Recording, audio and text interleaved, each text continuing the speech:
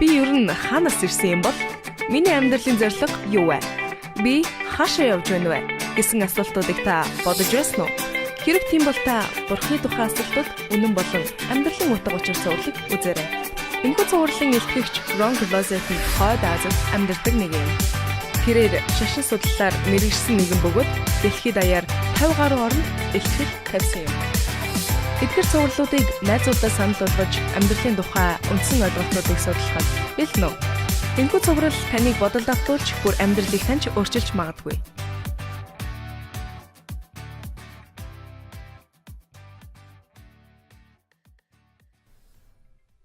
Амьдралын утга учир үнэн болоод Бурхны тухай асуултууд цувралд тавтай морил.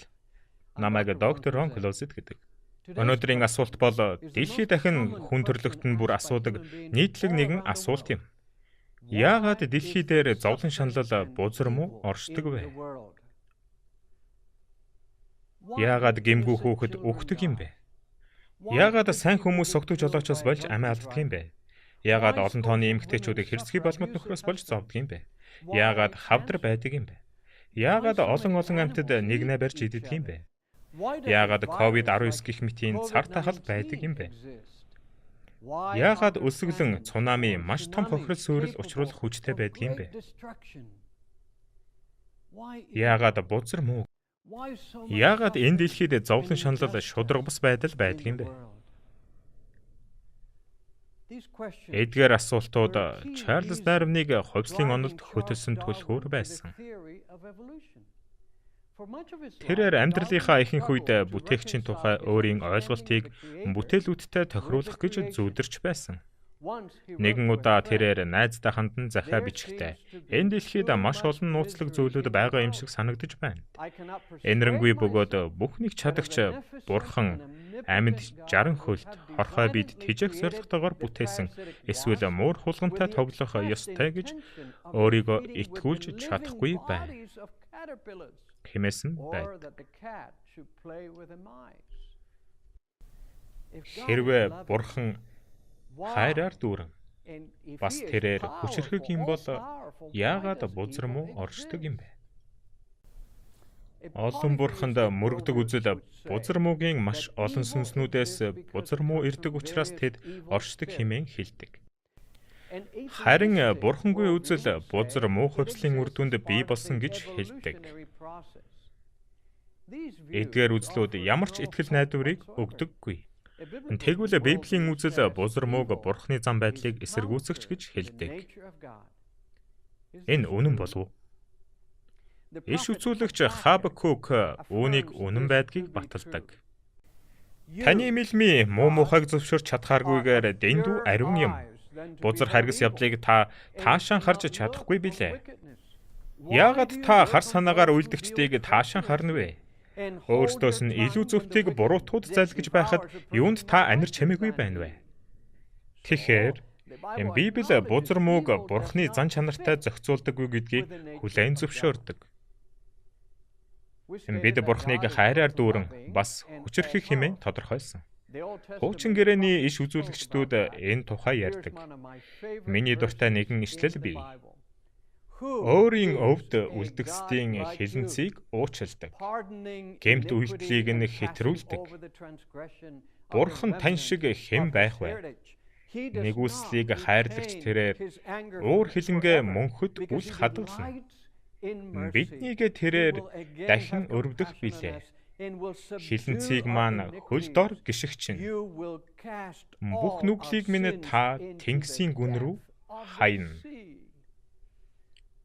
Иш үзүүлэгч Микагийн бичснээр Бурхан хүмүүсийн гэмт үйлдлийг уучилдаг. Тэрээр хайраар бялхдаг. Тэрээр бидний нүгэл хилэнцгийг нэгүүлсдэг мөн тэрээр бидний гэм нүглийг далайн гүнд хайдаг билээ. Энэ бүхэн хайраар дүүрэн нэгүүлсэнгүй Бурхныг илтгэж байна. Иремья 31-р бүлэгт эзэн түүнд холоос үзэгдэн би чамайг үрдийн хайраар хайрласан. Тиймээс би чамайг хайр инэрлээр татсан билээ. Хөөх гайхалтай үрдийн хайр. Тэгэхээр Бурхан бол хайраар дүүрэн гэдэг нь Библиэд тодорхой харагдаж байна. Тэр үнэхээр хүчрхэг болов уу? Библи Бурхан орчлон ертөнцийг бүтээсэн гэдгийг маш тодорхой хэлж өгдөг.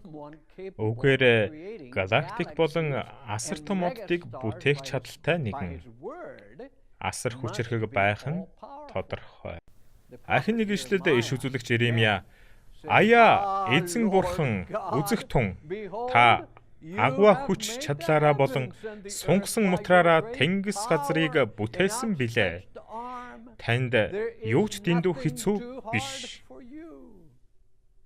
хэмээн хэлсэн байдаг. Гэхдээ Бурхан бузар мууд хариуцлага өөрөх ёсгүй гэдгийг ч мөн Библи тодорхой хэлдэг. Аливаа сайн сойрхол ба аливаа төгс бэлгэн дээрээс гэрлүүдийн эцгээс бууж ирдэг. Түүнд өөрчлөгдөх сүүдэрч үгүй. Хэрвээ бүх сайн сайхан зүйлс Бурханаас ирдэг юм бол үүний адилаар бүх муу муухай зүйл хаа нэгтээс ирдэг байх нь. Буддистууд өөрт байхгүй зүйлээ хүсэх зүйлээс бузар муу ирдэг гэж хэлдэг. Харин Библи өөр үзэл баримтлалыг өгдөг. Үүний тухай Иесус хэлэхдээ газарт сайн үрийг тарьсан нэгэн эрийг унтаж байх зуур дайснууд хурч ирэн үр тариан дунд хогийн ургамал тарьчхаад яваад өгсөн тухай түүх ярьдаг. Түрүү цөх үеж үр тариа боловсроход үрийн сүүлж бас гарч ирэв. Гэрийн эзний зарцнаараа ирж түүнд "Эзэнтэй таа чин талбайдаа сайн үр тариагүй билүү? Гэтэл үрийн сүүл хаанаас гарчдаг билээ?" Гэхэд эзэн нь тэдэнд "Дайсан үүнийг хийжээ" гэв. Зарцнаар нь "Тэгвэл бид явж тэдгээрийг зулгаахыг та хүсээ юу?" гэсэнд тэр "Хэрэггүй. Та нар үрийн сүүл зулгаах гээд буудаг нь хамт зулгаачхаж магад. Ургац хураатал хамтдаа ургаг. Ургац хураах цагт би хадагчдад эхлээд үрийн сүүлийг зулгааж шатаахаар багцалж боо. Харин буудаг цуглуулж амбарт нь хийцгээ гэж хэлнэ" гэв. Тэгээд Есүс юу хэлэх гээд байгаагаа тайлбарласан. Тэр хэлэхдээ "Тэдгээрийг тарьсан дайсан нь диавол. Ургац хураах цаг нь үеийн төгсгөл. Тариа хадагсад нь Тэнгэр элч нар юм." Иймд Есүсийн хэлснээр бузар муу зовлон шаналл болоод шудраг бус явдлын шалтгаан нь муу ёрийн сүнс буюу дайсан юм. Бас бузар муу дэлхийн төгсгөл хүртэл байхгүй. Үүнийг битгий мартаарай. Тэгвэл энэ бүхэн хэрхэн эхэлсэн бэ? Библийн хамгийн сүүлчийн ном бидэнд энэ тухай хэлж өгдөг. Илчлэл 12 дугаар бүлэг. Тэнгэрт дайн болов. Михаил болон түүний тэнгэр элч нар луутай тулалдлаа. Луу болон түүний тэнгэр элч нар тулалдаад тэдэнд хүч тутсан бөгөөд тэдэнд тэнгэрт байх газар олдсонгүй. Өнөөх асар том луу буюу бүх ертөнцийг мэхлэгч диавол буюу сатан гэгддэг хуучны могой доош хаягдав.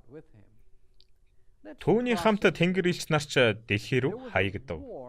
Үүнийг авч үзцгээе. Энэ дайн тэнгэрт болсон байна. Луу Михаилийн эсрэг тулалдсан. Мөнөх луу бол сатан болох муу ёрийн сүнс. Сатан алга болсон. Сатан өөрийн тэнгэр элчүүдийн хамт тэнгэрээс дэлхий рүү хөөгдсөн.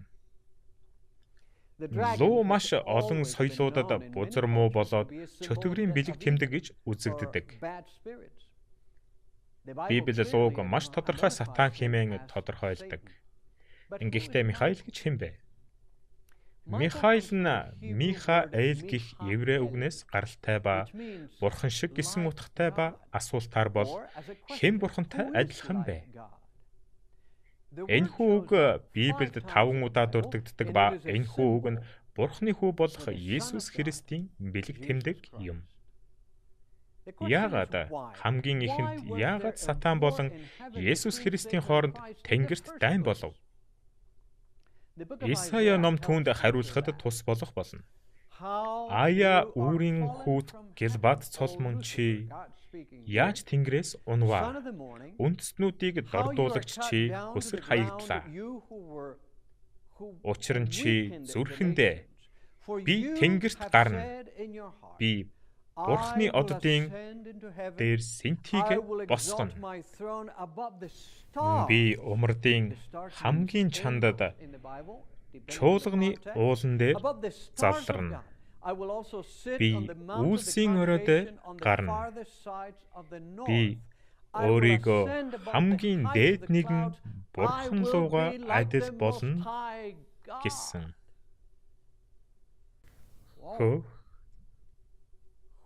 Люцифер гэж хэн бэ? Люцифер гэдэг нь гэрэл авчрах, эсвэл гэрэл авчирдаг нэгэн гэсэн утгатай. Энэ нь түүнийг яагаад Библиэдх одод буюу Тэнгэр элчүүдийг уруу татсныг тайлбарласан юм. Бидний мэдж байгаагаар одод бол орчлон ертөнцийн гэрлийн их усүр бэлт. Люцифер бол Сатаны өмнөх нэр буюу тэрээр Сатан болохоос өмнө тийм нэрлэгддэг байж. Гэхдээ та сая Исая юу гэж хэлснийг сонссноо? Сатан өөрийгөө Тэнгэр элчүүдх бурхан болгож яг л бурхан шиг байхыг хүссэн. Михаилд Тэнгэр элчүүд сөгдөн мөргөдөг шиг надад ч бас тийм мөргөөсэй гэж Сатан хүссэн. Изекэл ном нь энэ тухай илүү дэлгэрэнгүй хэлж өгдөг. Хүний хүү чи Трин хааны тухай гашуудлын дууг гарган дуунд өгөөл. Эзэн бурхан ингэж айлдаж байна. Чамд мэрэгэн ухаанаар бэлгсэн үдсгэлэн төгөлдөр, бүрэн төгөлдөр тамга байна. Бурхны цэцэрлэг эдийнд чи байв. Эрдэнсийн чулуу бүр чамайг бүрхэж байлаа. Бадмараг, модор алмаз, бендерия, судалт гартаам, хаш, индранил, оюу маргад байв. Хүрээ өглөөргүүд чинь чиний дотор алтаар урлагдсан байв. Чамайг бүтээсэн өдөрт тэдгээр нь бэлтгэгдсэн байлаа. Чи халахалдаг тослогдсон херов байсан. Би чамайг байрлуулсан. Бурхны ариун уулд чи байв. Галт чулуунуудын дундуур чи явлаа. Бүтээгдсэн өдрөөс ахуулан дотроос чинь гажуудал олдох хүртэл 3 замлаараа чи гэмгүй байв. Бурхан энд Люциферийн тухай ярьж байна. Люцифер эрдэм мэдлэг төгс, гоо үзэглэн дүүрэн нэгэн байсан. Тэрээр маш гоёмсог чулуунуудаар бүрхэгдсэн байсан. Түүний бие хэр ихээр гэрэлтэж байсныг та төсөөлж байна уу? Түүний нэр гэрэл гэгээ авчирдаг нэгэн гэсэнд гайхах зүйл алга. Тэр явсан газар бүртээ гэрлийг цасруулдаг байсан. Timblers and Pipes гэсэн үгс хөгжмийн зэмсгүүдэд хэрэглэгддэг. Тиймээс ч Люцифер хөгжмийн ая бүтээхтэй сурамгай байсан нь ойлгомжтой. Магадгүй Люцифер Тэнгэрт мянган найрал дуучдын хоолойг Бурхныг магтандуулахад чиглүүлдэг удирдаач байсан байх. Тэрээр Бурхны уулан дээр тослогдсон херов байсан. Эдгээр нь үргэлж Бурхны өмнө орших 2 тэргүүн тэнгэр элч буюу херовыг илэрхийлдэг. Бурхан хэлэхдээ үүнийг бүтээгдсэн ба тэр бол Бурхан биш, мөнх тэнгэрлэг хүчтэйч биш. Гэвч нэг өдөр Люциферээс гажуудал олдсон. Гажуудал гих тэрхүү еврей их бичигт байх ёстой хэмжээнээс гажих гэсэн утгатай байдаг. Тэгэхээр энэ бүхний дүгнэлт гэвэл Сатан Бурхны хуулийг зөрчсөн. Хэрхэн зөрчсөн юм бол? Үргэлжлүүлэн уншицгаая. Гоо үзэсгэлэнгээсээ болж зүрх чинь бардам нав. Сүр жавхлангийнхаа улмаас цэцэн ухаанаа чи завхруулжээ. Гоо үзэсгэлэн бас суу алдар. Гэрэлтэж буй тэрээр Бурхны алдар сууг биш, оронд нь өөрийнхөө алдар суу болоод гоо үзэсгэлэн харж эхэлсэн. Өөрийн бүхий л бэлэг авьяас онцлог шин чанаруудаа ашиглан Бурхныг алдаршуулахын оронд тэрээр өөрийнхөө тухай бодож эхэлсэн. Энэхүү өөрийгөө өргөмжлөх үзэл нь яг л хэнд ч захирагддаггүй ба эрүүл биед ашиг тустай эмчилгээг авахд байдаг хавдрын эс шиг.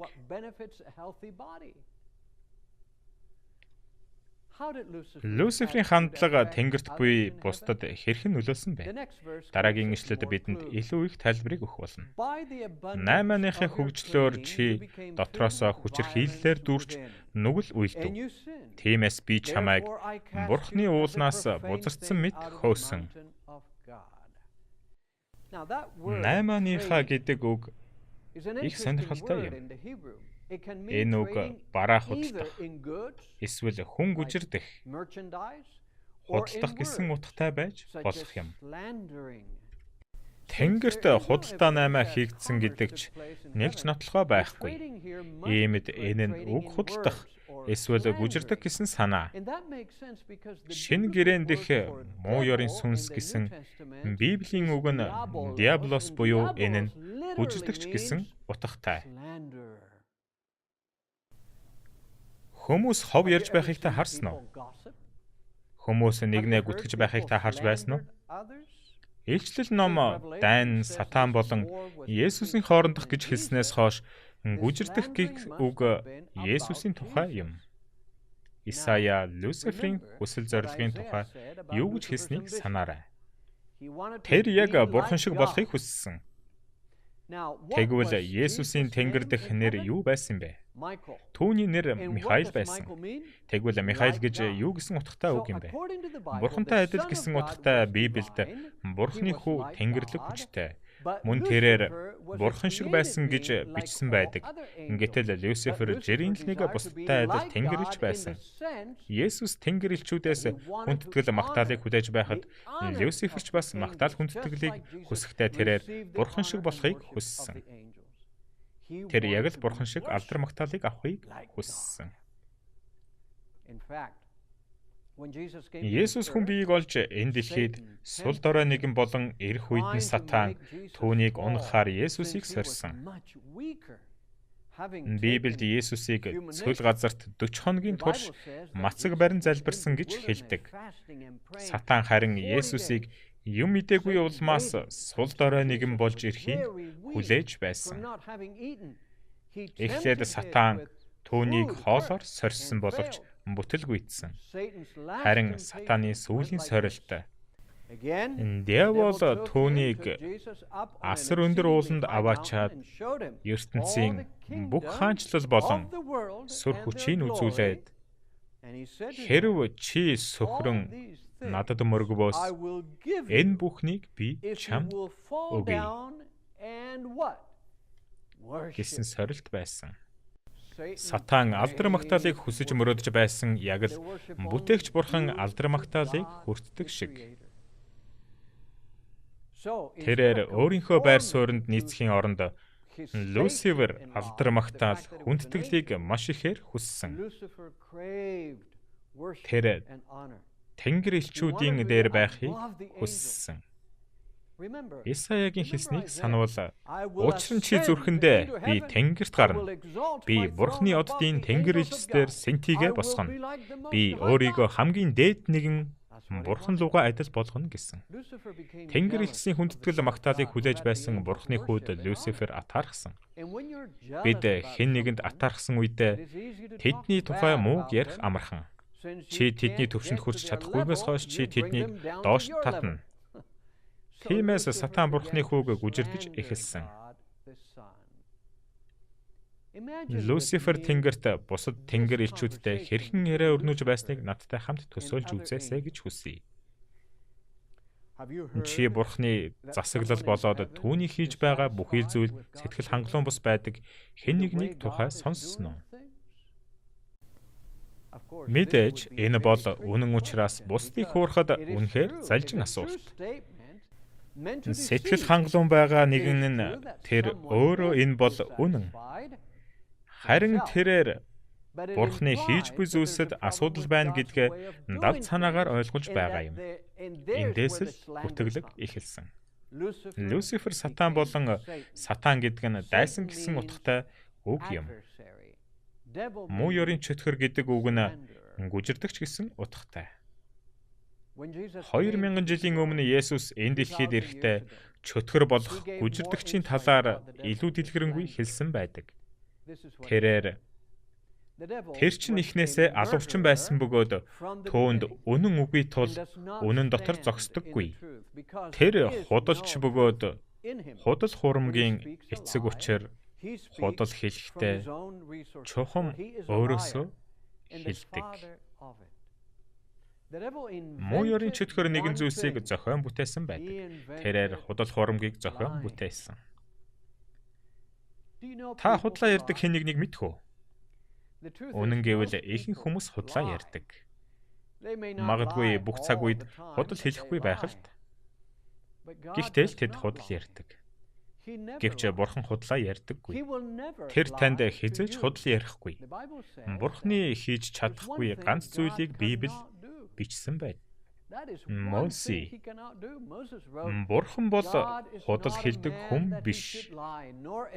Гимшин харамсдаг, өөрийн бодлоо өөрчилдөг хүмүүс ч бус. Тэрээр айлдчихад түүнийг хийхгүй гэж үү? Эсвэл тэр ярьчаад түүнийг сайн болгохгүй гэж үү? Өөрөөр хэлбэл хэрв Бурхан амлалт өгвөл түүнийг биелүүлэх болно. Үнэхээр биелүүлэх болно. Нэгэн ишлэлд Бурхан худал хэлж чадахгүй гэсэн байдаг. Бурханы буруу харин миний зөв гэдэгтээ Тэнгэр элчүүдийн 3/1-ийг өөртөө итгүүлсэн сатааны бусдыг хуурах худал хэлэх чадвар маш сайн байсан. Бурханы засаглал болоод түүний хуйлуудад алдаа дутагдал байгаа учраас Бурхан биш магтагдах ёстой гэсэн ялалтанд Тэнгэр элчүүд автсан байна. Тэмцэл ил тод болох хүртэл сатан Тэнгэр элч нэг бүр дээр очиж ятгаж синхруулж байсан нь маш урт хугацаа шаардсан гэж би хувьдаа төсөөлж байна. Үүнийг ойлгоход хавдрын аналог ахин бидэнд туслах болно. Хавдрын эдисээс эдис бүрт хүрч эддэг шиг энэ худал өгч бас Тэнгэр элчүүдэд нөлөөлсөн. Тэгэхээр түүнд итгээгүй Тэнгэр элчүүдийн 3/2 хэсгийн тусламжтайгаар хавдрыг зогсоохоор сатан түүний элчүүд хамт хөөгдсөн. Тэд хаашаа хөөгдсөн бэ? Тэд энд дэлхийд ирсэн. Илчлэл номонд өнөөх асар том луу буюу бүх ертөнцийг мэхлэгч диавол буюу сатан гэгддэг хуучны могой доош хаягдав. Тэр дэлхий рүү хаягдлаа. Түүний хамт Тэнгэр элч нарч доош хаягдав. Газар ба тэнгис золгүй ээ. Яагад гэвэл диавол үлэм жуур хилэнтэйгээр та нар дээр бууж ирсэн. Өөрт нь богинохон хугацаа байгааг тэр мэдэж байгаа. Хөөх. Бид аль хэдийн энэ түүхийн хэсгийг сонссон. Бурхан Адам Еваг бүтээж мөн тэдэнд амьдрах гайхалтай цэцэрлэгийг бүтээж өгсөн. Тэдэнд Бурхан дайсан болох сатаны талаар сануулсан байсан. Харин сатан сайн мууг мэдүүлэгч модоор хязгаарлагдсан байсан. Тэрээр Адам Еваг зөвхөн мод руу дөхөн эрх үед л тэднийг хуурч чадаж байв.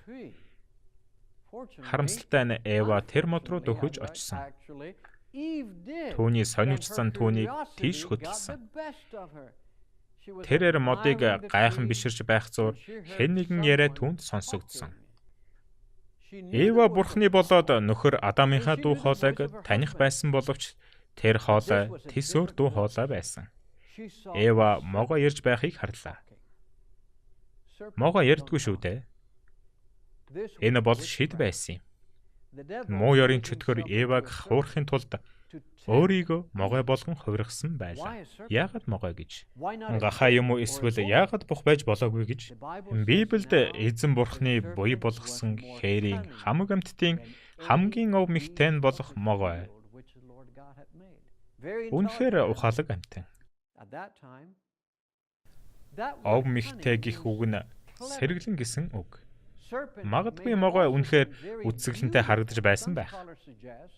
Зарим эрдэмтэд могойг нэгэн цагт нисэж чаддаг байсан гэлцдэг. Тэгээд сатан ярьж эхлэв. Энэ цэцэрлэгт байгаа аль ч модноос идэж болохгүй гэж та нарт Бурхан үнэхээр хэлсэн гэж үү? Гэжээ. Энгийн нэгэн санал болох маш нарийн худал үгийг тэмдэглээрэй. Эвач бас тэр худал үгсийг анзаарч могоод засаж залруулаад хэлсэн. Бид энэ цэцэрлэгдэх моддын жимсийг эдэх болно.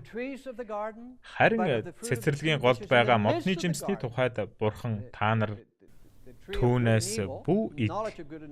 Бас түүнд бүү хөр. Эс бөгөөс та нар үхэн гэж айлдсан.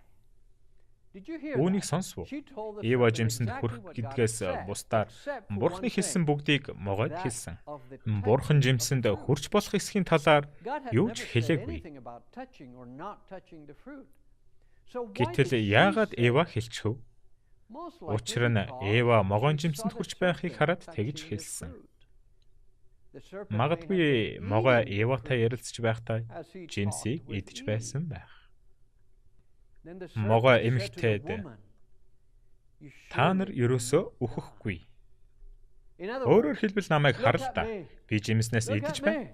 Бас үхээгүй л байна. Тийм биз? Дээрээс нь би маш чадварлаг болж миний нүд нээгдсэн. Тийм учраас л би хүний хэлээр ярьж чаддаж байгаа юм. Могоо үргэлжлүүлэн та нар түүнээс идсэн. Тэр өдөртөө л нүд чинь нээгдэнэ. Яг минийх нээгдсэн шиг. Бурхан шиг болж сайн мууг мэдэх болно гэдгийг Бурхан мэдэж байгаа гэжээ. Чи яг л Бурхан шиг болох болно гэж Сатан өөрийн хүсэж байсан зүйлээрээ Евагч бас уруу татсан. Мэдээж тэр бүхэн худал байсан. Гэхдээ хоёр үнэн зүйлс үүний дунд байсан нь чиний нүд нээгдэх болно. Чи муу сайныг мэддэг болно. Тэгээд Ева уруу татагдж тэрээр жимсээ өгөн Адамыг жимснээс идээд үзэх хэмээн уруу татсан. Адам хууртагдаагүй боловч Адам үүнийг хүслээр хийсэн. Дараа нь юу болсон бол дараа нь тохиолдсон зүйл маш харамсалтай. Тэдний хамгийн ихэнд хийсэн зүйл Бурханаас нуугдах байсан. Тэд өглөө бүр зочилж ирдэг. Тэднийг бүтээж, тэднийг хайрлсан Бурханаас нуугдсан. Тэд магадгүй юу хийх ёстой гэдэгтээ эргэлзэж байсан байх. Дараа нь юу болсон бол Бурхан тэдэн дээр хүрэлцэн очих үед тэд нэг нэгнээ буруутгаж эхэлсэн. Адам өөрийн эхнэр болоод Бурханыг буруутхан таны надад өгсөн тэр эмэгтэй л надад нөгөө модны жимснээс өгсөн. Тэгээд л би идсэн гэж хэлв. Бурхан Евагаас асуух үед Ева Бурханыг буруутгасан. Тэр могол намайг мэхэлснээс болоод би идсэн гэв. Өөрөөр хэлбэл энэ бүхэн үнэндээ таны буруу. Хэрвээ та могоог бүтээгээгүй байсан бол бид ийм асуудалд орохгүй байсан юм. Зарим зүйлүүд өөрчлөгдсөн. Тэр өдөр Адам Ева бие мах бодороо үхээгүй. Харин тэд сүнсээрээ үхсэн. Бурхан тэдэнтэй харилцаагаа тасласнаас бус тэд өөрсдөө Бурханы үгээс илүүтэй Сатаны үгэнд орохыг сонгосон учраас Бурхантай харилцах тэдний харилцаа доголдсон. Энэ бол бүхэл бузар муугийн эхлэл. Тэнгэр дэх жинхэнэ Бурханы үгийг сонсохын оронд Сатаны үгийг сонссон. Тэр мөчөд Адам Евагийн төрөлхийн хандлага Бурханыг дагах биш Сатаныг дагаж байсан. Бүтээлдэх бүх зүйл маш хурдан муудаж доройтсон. Адам хоол хүнсээ олохын тулд маш шаргуу ажиллаж шаардлагатай болсон. Ева төрөх үедээ илүү их өвдөлтийг туулах ёстой болсон. Тэдний үр хүүхэд болох Каин, Абель хоёр маш эмгэнэл түүхийг бий болгосон. Каин өөрийн дүү Абелийг алж өөрийн гэр бүлээс таслагдсан. Каин Бурханы үгийг сонсож дагдаггүй овгийн өв эцэг болсон. Тэд яг л Сатан шиг өөрийн хүслийг гүйцэлдүүлэхийг намайг эдгээр зүйлсийг их сургуулийн оюутнуудад ярих үед тэд дандаа хэрв Бурхан Люциферийг урвж зөндөө олон асуудалд харна гэж мэдэж байсан юм бол яагаад түүнийг нэгдүгээр игнэнд бүтээсэн юм? Үүний хариулт бол хайр болон эрх чөлөө учраас. Хайрлахын тулд та хайрлахад чөлөөтэй байх хэрэгтэй. Хэрвээ нэгэн залуу эмэгтэйд буу тулгаад Би чамайг намайг хайрлаасай гэж хүсэж байна гэж хэлвэл тэр эмэгтэй түүнийг хайрлах болов? Магадгүй эмэгтэй хөдөлгөөнөөрөө толгой тохиж болох ч хизээч намайг хайрл хэмээн хүчээр тулгсан тэрийг хайрлахгүй байх байсан. Хайрыг хүчээр тулгаж болохгүй. Энэ бол хэдий Адам Ева дайсныг сонгосон ч Бурхан тэдэнд тэр асуудлыг анхааруулад эрх чөлөөг өгсөн шалтгаан юм. Орчлон ертөнцийнх бүх бүтээл сонгох эрх чөлөөтэй. Хүн бүр Бурхангүй амьдрал утга учиргүй цөхрөл зовлонд хөтлөж яг л хавдрын эс шиг өөрийгөө өргөмжилдэг гэдгийг Бурхан хүмүүст сануулсан. Гэхдээ одоо ч Бурхан хүмүүст онцлог эрх чөлөөг өгсөөр л байна. Хэрвээ Бурхан Люциферийг бүтээгээгүй байсан бол өөр хэн сатан болж болох байсан бол Люциферт ч бас сонгох эрх чөлөө байсан. Та Бурханы өнцгөөс хараад үзээрэй. Бурханд дөрвөн сонголт байсан. Нэгдүгээрт юуг ч бүтээхгүй байх. Ингэснээр хэн ч асуудалд орохгүй. Түүний буюу Бурханы мөн чанар бол хайр. Хэрвээ түүнд хайрлах нэгэн үгүй байвал тэр хэрхэн хайрлаж чадах вэ? Хоёр дахь сонголт нь бүтээлийг эрх чөлөөгүй бүтээх. Гэхдээ тгээгүйд нь би баярлаж байна. Гурав дахь сонголт нь эрх чөлөөтэй боловч нүгэл үлдэж чадахгүй бүтээх. Өөрөөр хэлбэл робот шиг. Дөрөв дахь сонголт эрх чөлөөтэй бас нүгэл үлдэж чадхаар бүтээх. Энэ л түүний хийсэн зүйл. Алив зүйл нь сайнаар оршиход чөлөөтэй юм бол энэ нь муугар оршиход ч чөлөөтэй гэсэн үг. Харин тэрхүү чөлөөт байдал бузар муу сүнсэнд боломжийг олгосон. Яагаад Бурхан тэдэнд чөлөөт байдлыг өгсөн юм бэ? Учир нь чөлөөт байдал мөн хайр, баяр хөөр бас үнцэн, сайн сайхныг бий болгож буй цорганц зүйл юм. Орчлон ертөнцийнх бүх бүтээл сонгох эрх чөлөөтэй.